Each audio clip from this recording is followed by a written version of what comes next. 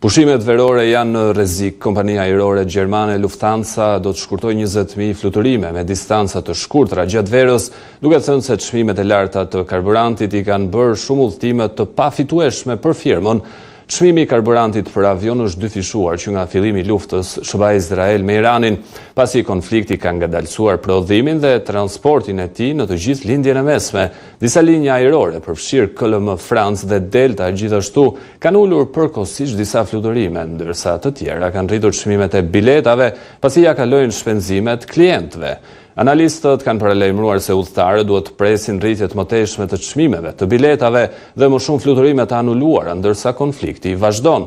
Gjiri persik është një burim i madh i karburantit të aviacionit që përbën rreth 50% të importeve të Europës.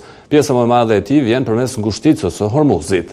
Agjencia Ndërkombëtare e Energjisë paralajmëroi javën e kaluar se Europa mund të mbetet pa karburant për avion brenda disa javësh.